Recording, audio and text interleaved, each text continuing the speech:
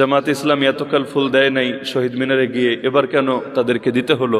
যদিও সেটা দলের নামে দেয় নাই, বিরোধী দলীয় নেতা হিসাবে তো এটা বাধ্য তিনি, হ্যাঁ দিতে বাধ্য। না দিলে আরও সমালোচনাটা বেশি হতো, কিন্তু এখন সমালোচনা করছে যে ইসলামের নাম লাগালে তাহলে এতকাল যেটার বিরোধিতা করলো সেটা কেন করতে গেল। তাহলে ওই একই ইস্যুকে কেন্দ্র করে নারী বিষয়ক বক্তব্যকেও তো প্রশংসার নজরে দেখা দরকার ছিল, কারণ আল্লাহ এবং তার রাসূলের বাইরে যাওয়ার সুযোগ মুসলমানদের কোথায়? তো যাই হোক, আলোচনা সমালোচনা থাকবে, কিন্তু আমি মনে করি এই সমালোচনাগুলোই আরও বেশি এগিয়ে দিবে ইনশাআল্লাহ। ওয়ালা ইয়াখাফুনা লাওমাতা লাইম, মুমিনের 6 গুণের একটা গুণই তো এটা, তারা কোনো নিন্দুকের নিন্দাকে পরোয়া করে না, আর নিন্দুকের নিন্দাকে পরোয়া করলে আবু তালেব ছাড়া পরিণতি আর ভিন্ন কিছু হয় না। আমি মনে করি বিগত নির্বাচনে ফলাফল যাই হয়েছে, কিন্তু আদর্শিক বিজয়টাই প্রকৃত বিজয়। নিজেদের আদর্শের উপর অটল এবং অবিচল থাকতে পারা, এবং সেই আদর্শ জনসাধারণের ভেতর ছড়িয়ে দিতে পারা, এবং সেই আদর্শ নিয়ে দুনিয়া থেকে শেষ নিঃশ্বাস ত্যাগ করতে পারা, এটাই মুমিনের জীবনের সবচাইতে বড় কাঙ্ক্ষিত লক্ষ্য এবং কাম্য। এবারের নির্বাচনের সারা দেশের ফলাফল সামনে রেখে আমার কাছে যেটা মনে হয়েছে, যেই এলাকাগুলোতে বা বাংলাদেশের যে বিভাগগুলোতে ওলামায়ে কেরাম মাঠের ভেতর ইসলামের রাজনৈতিক দিকটাকেও ব্যাপকভাবে ফুটিয়ে তোলেন, আল্লাহ সার্বভৌমত্ব বিশ্বাস করা ছাড়া কেউ ইমানদারি হতে পারে না, ইসলামী জাতীয়তার বন্ধন ছাড়া মুমিনরা কখনোই পৃথিবীর বুকে সফল হতে পারে না, এই বার্তাগুলো যারা ব্যাপকভাবে তুলে ধরেন সেখানেই তুলনামূলক ফলাফল বেশি ভালো এসেছে। আর যেখানে এই আলোচনাগুলোর ফিল্ডে একটু ঘাটতি আছে এবং জনগণের ভেতরে সচেতনতার কমতি আছে, যারা মনে করে যে আল্লাহ সার্বভৌমত্ব বিশ্বাস করা ছাড়া বা ইসলামী জাগরণের জন্য কাজ করা ছাড়া, দিন কায়েমের মেহনত ছাড়াও পূর্ণাঙ্গ মুমিন হতে পারে, ওই জাতীয় এলাকায় দেখা যায় সেকুলারদের পাল্লাটাই তুলনামূলক ভারী হয়েছে। তো আলেমদের বড় একটা রোল প্লে করার সুযোগ বিগত সময় এসেছে, আগামী দিনে আরও আসবে ইনশাআল্লাহ। এবার তো আলহামদুলিল্লাহ এত ইঞ্জিনিয়ারিং এবং মেকানিজমের পরও আলিয়া এবং কওমের মিলিয়ে সম্ভবত 24 জন আলেম সংসদ সদস্য হয়েছেন। এবং গতকাল আমার ভালো লেগেছে একটা দৃশ্য, যে বাংলাদেশে অনেক মসজিদেই এই আলেমরা যারা নির্বাচিত সংসদ সদস্য জুম্মার নামাজে তারা ইমামতি করেছেন, খুতবা দিয়েছেন। এটা ইনশাআল্লাহ ব্যাপক একটা দাওয়াতি কাজ হবে, কারণ এই দেশের জনগণও এই স্বপ্ন দেখে রাষ্ট্রপ্রধান হবেন যিনি, জাতীয় ইমামও হবেন তিনি ইনশাআল্লাহ।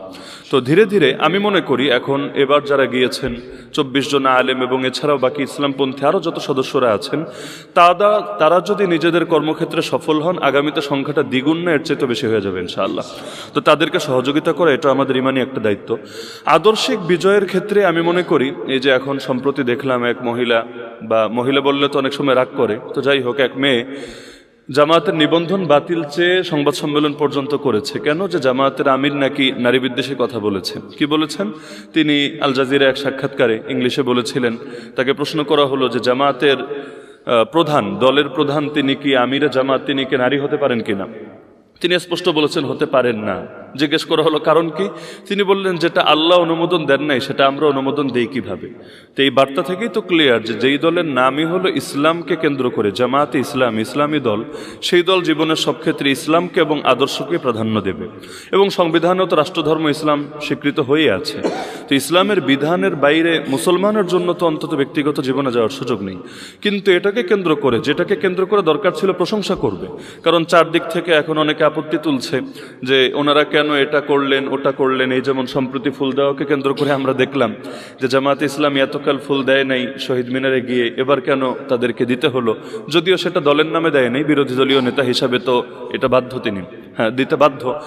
না দিলে আরও সমালোচনাটা বেশি হতো, কিন্তু এখন সমালোচনা করছে যে ইসলামের নাম লাগালে তাহলে এতকাল যেটার বিরোধিতা করলো সেটা কেন করতে গেল। তাহলে ওই একই ইস্যুকে কেন্দ্র করে নারী বিষয়ক বক্তব্যকেও তো প্রশংসার নজরে দেখা দরকার ছিল, কারণ আল্লাহ এবং তার রাসূলের বাইরে যাওয়ার সুযোগ মুসলমানদের কোথায়? তো যাই হোক, আলোচনা সমালোচনা থাকবে, কিন্তু আমি মনে করি এই সমালোচনাগুলোই আরও বেশি এগিয়ে দিবে ইনশাআল্লাহ। ওয়ালা ইয়াখাফুনা লাওমাতা লাইম, মুমিনের 6 গুণের একটা গুণই তো এটা, তারা কোনো নিন্দুকের নিন্দাকে পরোয়া করে না, আর নিন্দুকের নিন্দাকে পরোয়া করলে আবু তালেব ছাড়া পরিণতি আর ভিন্ন কিছু হয় না। আজকে আলহামদুলিল্লাহ একটা নতুন জিনিস আমি জানলাম এখানে এসে, মুফাসসির জোনের এই ঢাকা মহানগরী উত্তরের এখানে এসে। এমনি ব্যক্তিগতভাবে ইকামতে দিন যে বইটা আছে নিজামী সাহেব, গোলাম আজম সাহেবের, সেখানে আমি এই পয়েন্টটা পড়েছিলাম। তিনি একাধিক জায়গায়, বইয়ের একাধিক জায়গায় ক্লিয়ার করেছেন যে মাওলানা মওদুদী সাহেবকে আমরা আকীদার ইমামও মানি না, ফিকহের ইমামও মানি না।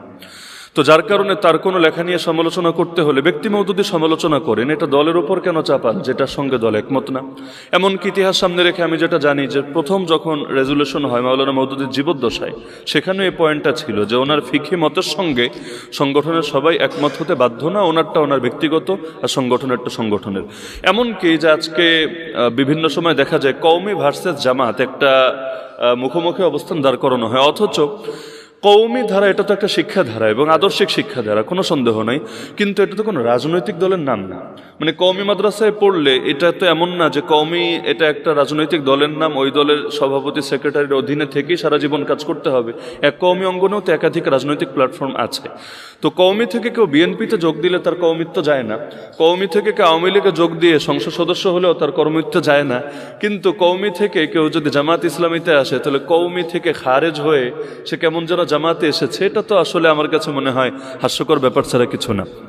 এমনকি মাঝে মাঝে স্লোগান দেওয়া হয় আপনাকে সামনে রেখে ইসমতে আম্বিয়া আদালতে সাহাবা, মানে হলো কেমন যেন আপনি ইসমতে আম্বিয়া মানেন না, আদালতে সাহাবা মানেন না, অথচ কে মানে না?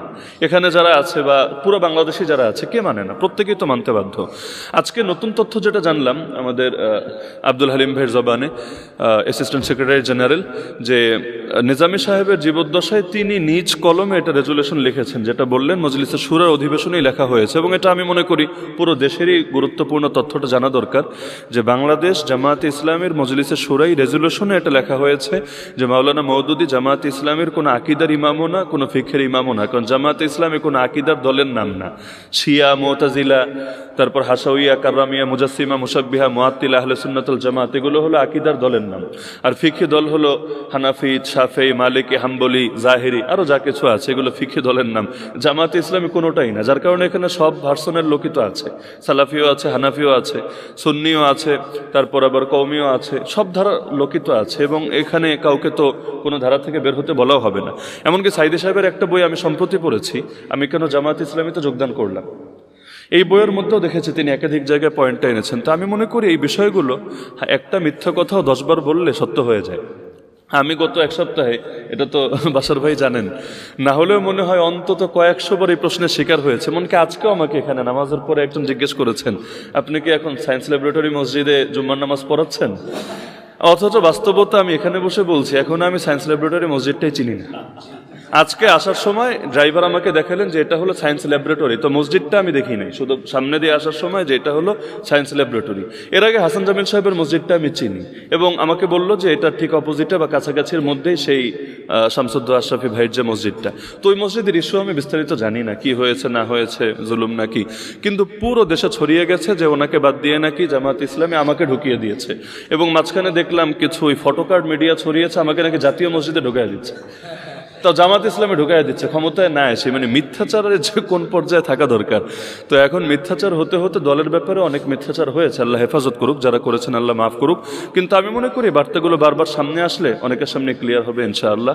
তো সর্বোপরি আমার কথা হলো আল্লাহ তাআলা আমাকে এবং আমাদের সবাইকে জীবনের সব ক্ষেত্রেই সিরাতে মুস্তাকিমের উপর অটল এবং অবিচল থাকার তৌফিক দান করুন এবং কখনো আমাদের অন্তরগুলোকে বক্রপথে নিয়ে না যান, এটাই আমাদের দোয়া। এবং রমজান মাস বদরেরও মাস, তাকওয়া অর্জনের মাস, আমি নিজেও সকলের কাছে দোয়া চাই এই কোরআনের মাসে আল্লাহ আমাকে যাতে সবার আগে কোরআনের উপর পূর্ণাঙ্গভাবে চলার এবং এই সমাজকে, রাষ্ট্রকে একটা কোরআনী সমাজ এবং কোরআনী রাষ্ট্রে পরিণত করার এবং এই বিপ্লবে সফলতা অর্জন করে ঘরে ফেরার তৌফিক দান করেন এবং সবাইকে তৌফিক দান করেন। আমিন ওয়া আখিরু দাওয়ানা আলহামদুলিল্লাহি রাব্বিল আলামিন।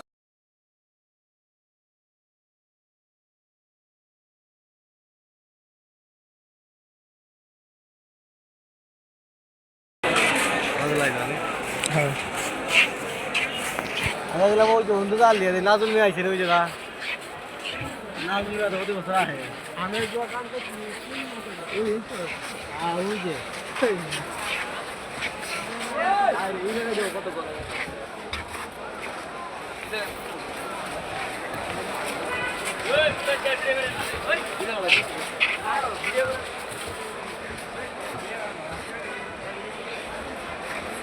ভিডিও করে গেছে আমার দাদা ভিডিও করলে কি আর না ভিডিও করা না না এটা ঠিক তো সন ইয়ার ইয়ার বাইদি দিয়া এনে দি পুরো ঘন কবরের মতো আরে শুধু বাচ্চাদের কবর ওই তো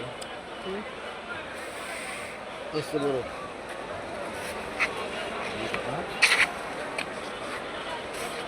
দেখি সামনে দেখি।